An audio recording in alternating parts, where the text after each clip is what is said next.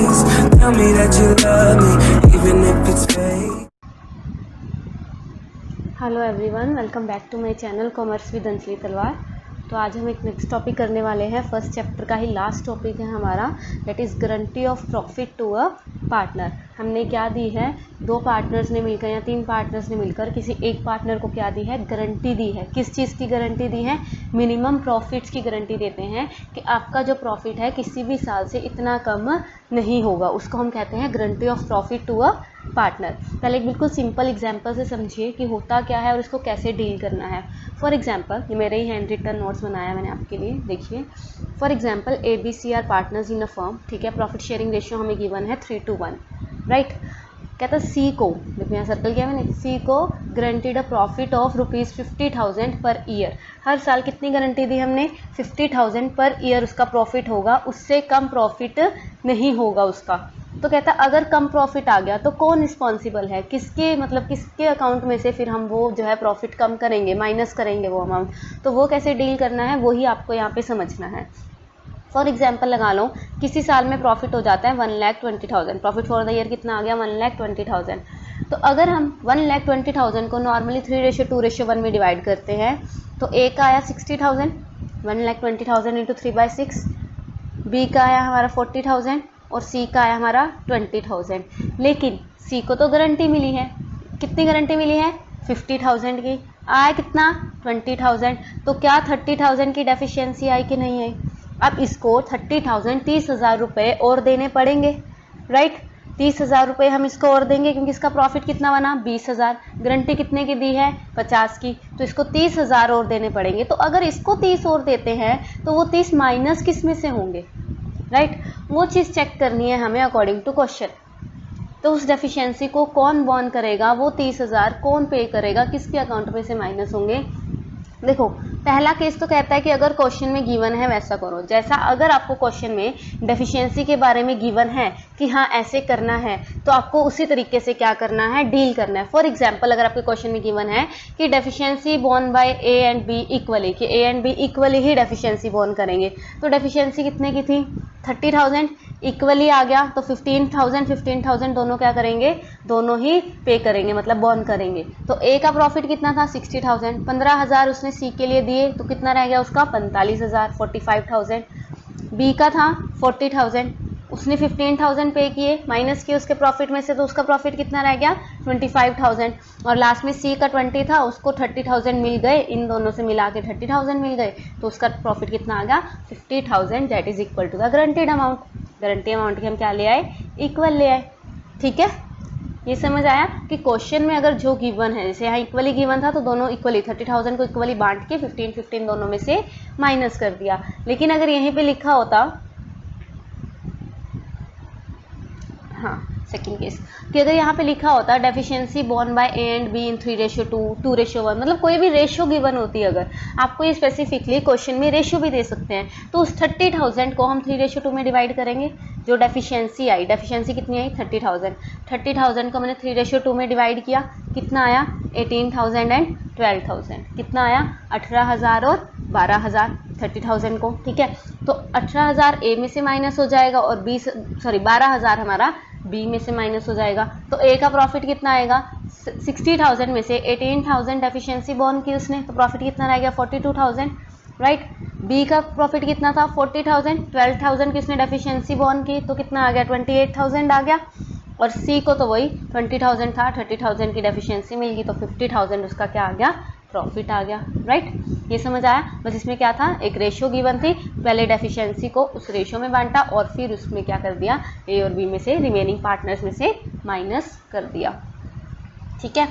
अब क्वेश्चन में ये भी आ सकता है deficiency borne by A only, या ऐसी कुछ वर्डिंग आ सकती है, ए पर्सनली गिव गारंटी। तो ए पर्सनली का मतलब कि अकेला ए ही गारंटी दे रहा है, या फिर ओनली आ जाए होल गारंटी गिवन बाय ए, ऐसा कुछ वर्ड आ गया तो जितनी भी डेफिशिएंसी है, कितनी डेफिशिएंसी 30,000 की, वो सारा का सारा किस में से?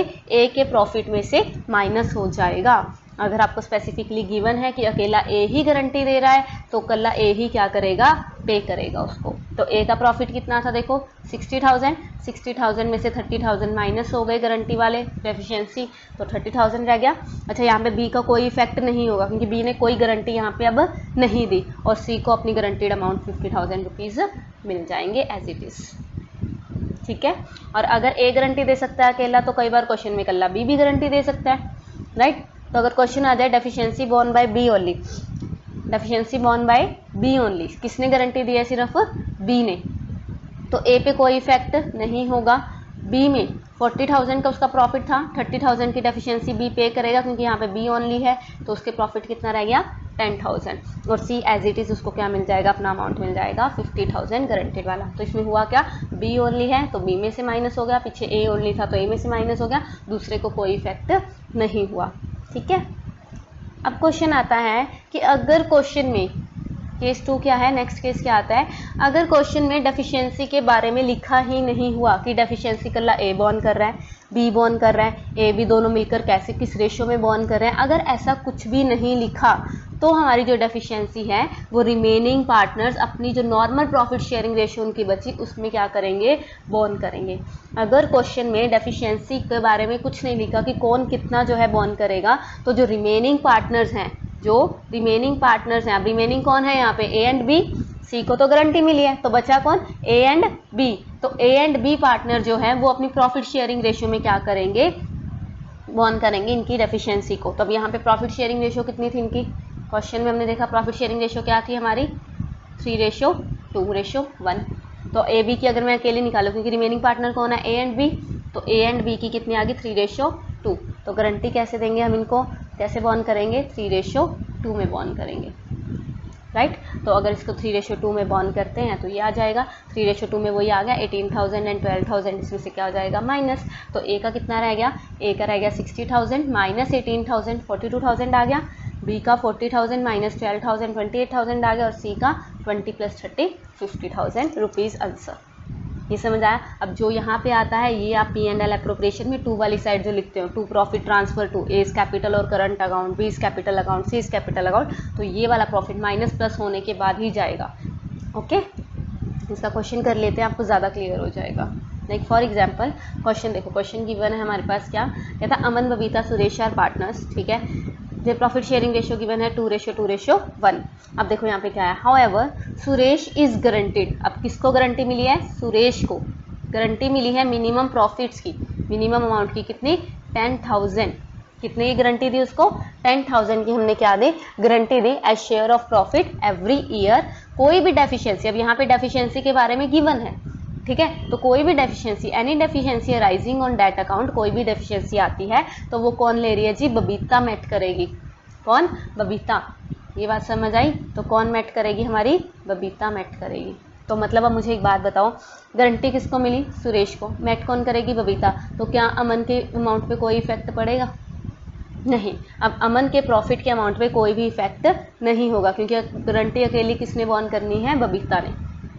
ये बात समझ आई, गारंटी अकेली किसने बॉर्न करनी है, हमारी बबीता जी ने बॉर्न करनी है। ओके, और ये बात समझ लो कि अगर यहाँ पे इस डेफिशिएंसी के बारे में कुछ भी गिवन ना होता, अगर इस डेफिशिएंसी के बारे में कुछ भी गिवन नहीं होता, ठीक है, तो हम क्या करते, तो अमन और बबीता दोनों मिलकर कितने रेशो में 2:2, मतलब इक्वल आता, 1 रेशो बना जाता, इसमें बॉर्न करते, ठीक है। So the profit of the year ending given है, हमें 2 साल के प्रॉफिट गिवन है 2020 एंड 2021 के कितने 40,000 एंड 60,000 रिस्पेक्टिवली, ठीक है। और यहाँ पे क्या आ जाएगा, अभी क्या बनाना है, P&L एप्रोप्रिएशन अकाउंट बनाना है for the year ended for the 2 years, दोनों का बनाना है, 20 का अलग बनाना है और 21 का अलग बनाना है। समझ आया यहाँ पे। अब प्रॉफिट कितना है 40,000 2020 का, पहले ये बनाते हैं 2020 का 40,000 के प्रॉफिट के अकॉर्डिंग क्या आंसर आएगा, ठीक है, इसको देखते हैं। तो अगर इसको देखते हैं तो ये क्या रहेंगे हम लोग, कैसे, एक सेकेंड, यस, ठीक है। तो देखो P&L एप्रोप्रिएशन अकाउंट बनाया, पहले 2020 का बनाया, ठीक है। प्रॉफिट कितना था हमारे पास 40,000, को interest on capital salary commission कुछ नहीं है, होता तो हम 2 वाली साइड में देखते, जो प्रॉफिट बचता वो डिस्ट्रीब्यूट करते, अब कुछ नहीं है तो प्रॉफिट ही कितना रह गया 40,000। 40,000 को मैं नॉर्मल रेशियो में डिस्ट्रीब्यूट करती हूँ 2:1 में। 40,000 को किस में डिस्ट्रीब्यूट किया मैंने, ये देखो 2:1, 2/5, 2/5, 1/5 में। तो कितना आ गया, अमन का 16,000, बबीता का 16,000, सुरेश का 8,000। तो मुझे एक बात बताओ, मिनिमम गारंटी सुरेश को कितने की दी थी, 10,000 की, लेकिन प्रॉफिट कितना आया, 8,000 का। तो डेफिशिएंसी कितने की आई, 2,000 की। अब ये 2,000 की डेफिशिएंसी कौन बॉर्न करेगी जी, बबीता। तो अमन का प्रॉफिट हम एज इट इज लिख सकते हैं 16,000 का, अमन का प्रॉफिट हमने एज इट इज लिख दिया 16,000 का। बबीता का कितना प्रॉफिट था, 16 का। बबीता का कितना प्रॉफिट था, 16 का, लेकिन डेफिशिएंसी जो देनी है कितने की देनी है उसने, 2,000 की। तो प्रॉफिट कितने का आ गया, 16 में से 2,000 गए, 14,000। सुरेश का कितना था, 8,000, 2,000 उसको मिल जाएंगे जो बबीता पे करेंगी, तो कितना आ गया उसका 10,000। तो टोटल कितना हो गया, 40,000। टोटल कितना हो गया, 40,000। तो यहाँ पे ये क्लियर हो गया कि अमन को मिलेगा 16,000, बबीता को मिलेगा 14। वैसे उसका 16 था, लेकिन डेफिशिएंसी उसने बॉर्न करनी थी, तो 14,000। और सुरेश का कितना आ गया, 10,000 रुपीज़ प्रॉफिट, जो उसका गारंटीड अमाउंट था। क्लियर। सेकेंड ईयर का देख लें, सेकेंड ईयर का इनका प्रॉफिट ज़्यादा था। सेकेंड ईयर का प्रॉफिट था इसका देखो 60,000, ठीक है। सेकेंड ईयर का क्या था, 60,000। तो अब मुझे एक बात बताओ, 60,000 है, कुछ यहाँ 2 वाली साइड पे करने वाला नहीं है, इसको नॉर्मली मैं डिस्ट्रीब्यूट कर देती हूँ 2:1 में।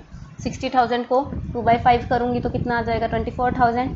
2/5 करूँगी 24,000 और 1/5 करूँगी 12,000। अब मुझे एक बात बताओ, गारंटी कितने की दी थी हमने, 10,000 की।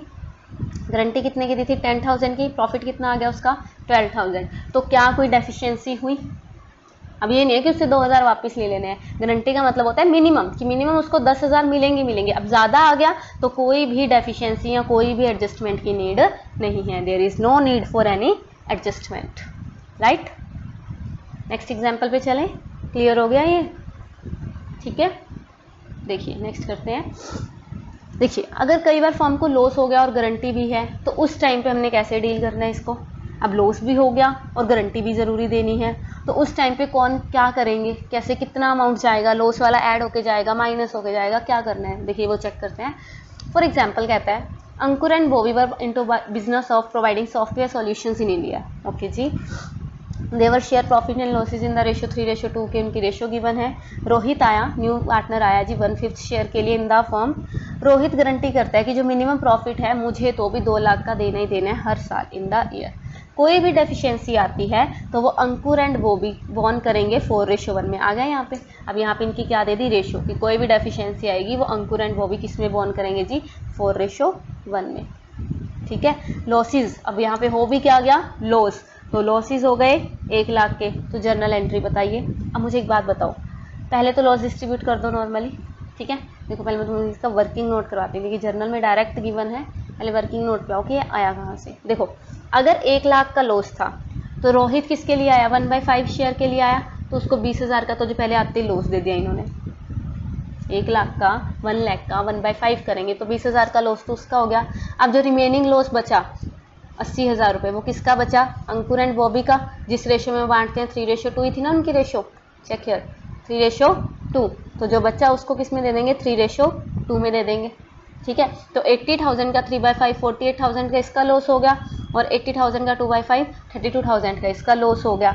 अब मुझे एक बात बताओ, रोहित को तो हमने मिनिमम प्रॉफिट 2 लाख देने ही देने हैं, जबकि उसका लॉस भी काट दिया 20,000 का, तो अब उसको कितना देना पड़ेगा, 2 लाख तो उसको प्रॉफिट देना है। 20,000 जो उसके कैपिटल अकाउंट में से हमने लॉस शो कर दिया, उसके कैपिटल में से 2 वाली साइड कर दिया हमने, लॉस कर दिया 20,000, तो उसको 2,20,000 नहीं देने पड़ेंगे। अब 2 लाख तो गारंटी का देना है, और जो 20,000 का लॉस हो गया उसका, वो भी अब उसको देना पड़ेगा। तो 2,20,000 की क्या हो गई, हमें डेफिशिएंसी हो गई, जो कि अंकुर एंड बॉबी किसमें 4:1 में क्या करेंगे, बॉर्न करेंगे, मतलब वो अपने में से अमाउंट में से माइनस करेंगे। तो अगर मैं नॉर्मल प्रॉफिट एंड लॉस की एंट्री करती हूँ, पता है ना loss, in case of loss, ये हमने टॉपिक किया था, लॉस के केस में P&L एप्रोप्रिएशन नहीं बनता है, तो एंट्री P&L एप्रोप्रिएशन से नहीं जाएगी, P&L से जाएगी।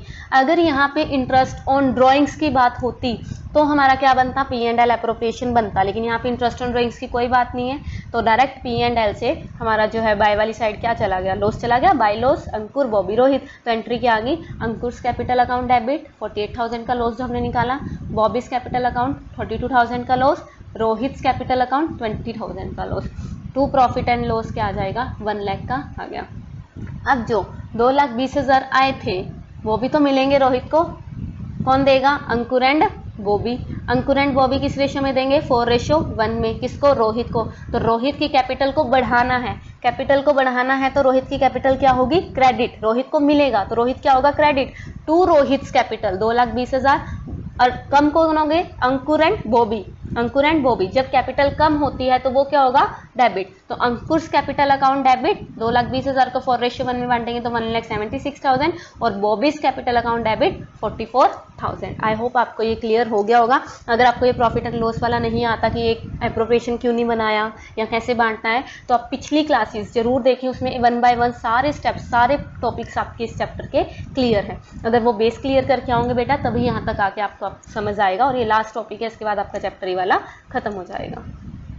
ठीक है, तो आई होप आपको ये क्लियर होगा। जब भी किसी की कैपिटल, अब ये बात ध्यान रखना बच्चे, कैपिटल और जो लाइबिलिटी, आपको पता है कैपिटल और लाइबिलिटी दोनों का जो होता है वो क्रेडिट होता है, दोनों का जो अकाउंट होता है वो क्रेडिट होता है। एसेट का डेबिट होता है। देखो मैंने भी ऐसे याद रख रखा है।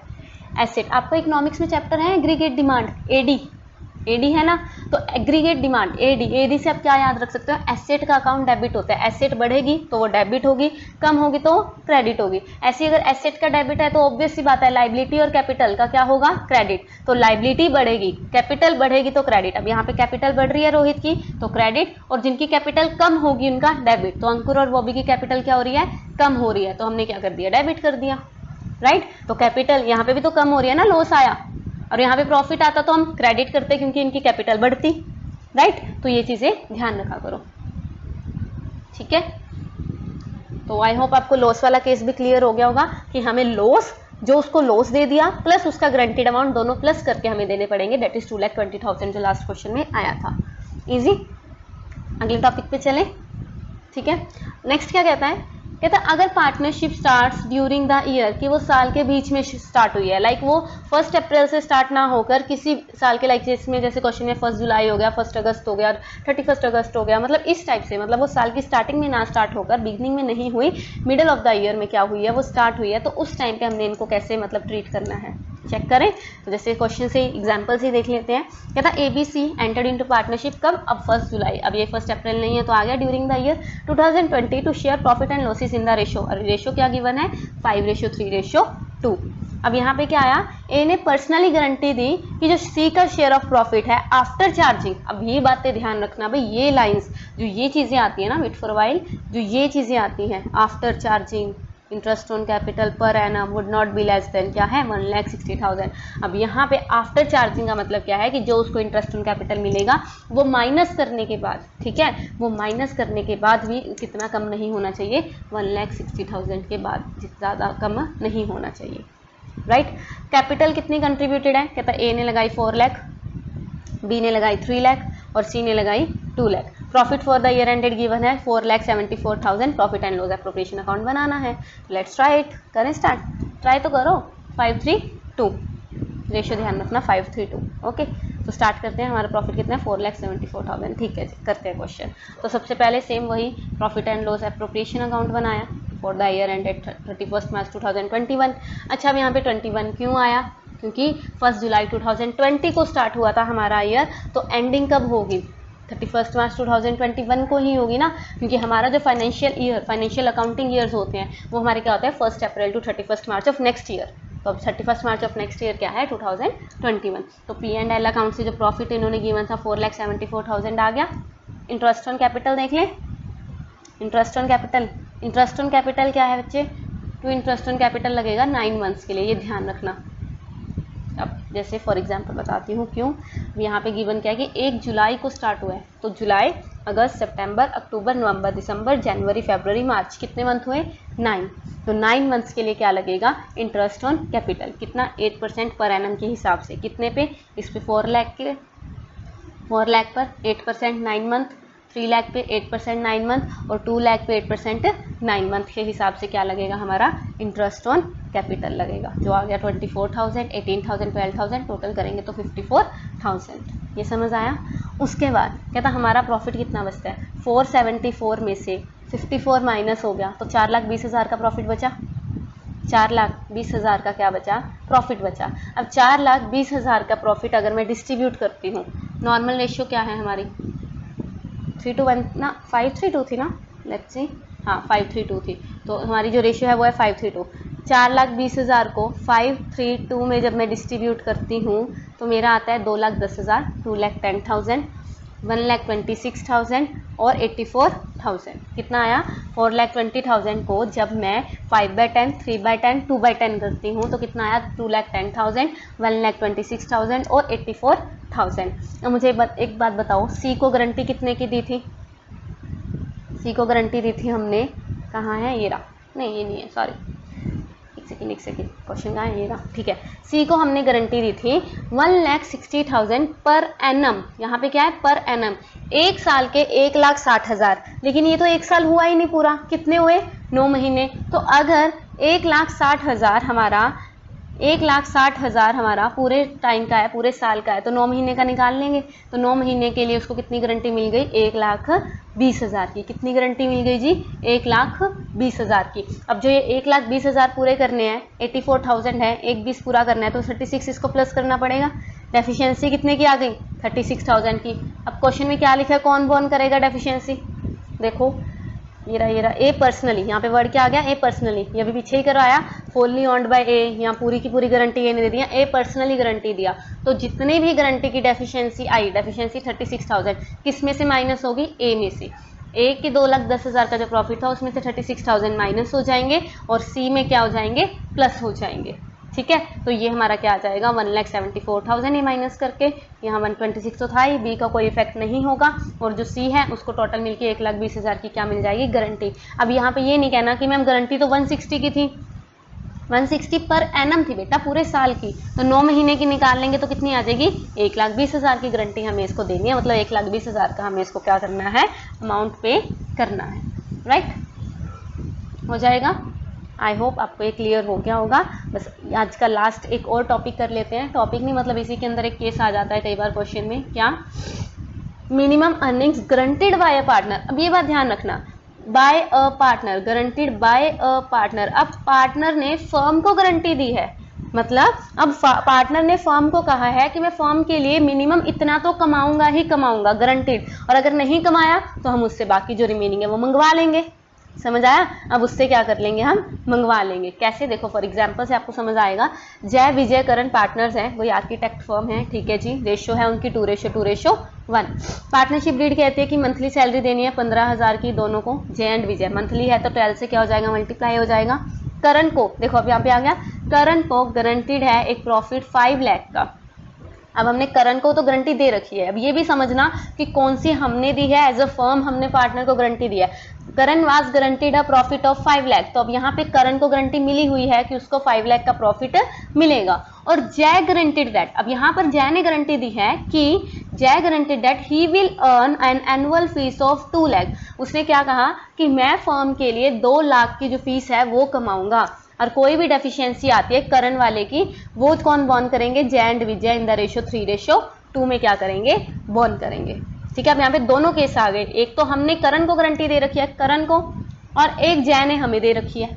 ठीक है, दोनों केस स्टेट करने हैं। तो ड्यूरिंग द ईयर कहता है जय ने कितने की फीस अर्न की? 175 की। करनी कितने की थी? 2 लाख की। तो 25,000 की होगी इसकी भी डेफिशिएंसी, लाने पड़ेंगे इसको एक्स्ट्रा। और जो प्रॉफिट आया वो कितने का है? 15 लाख का।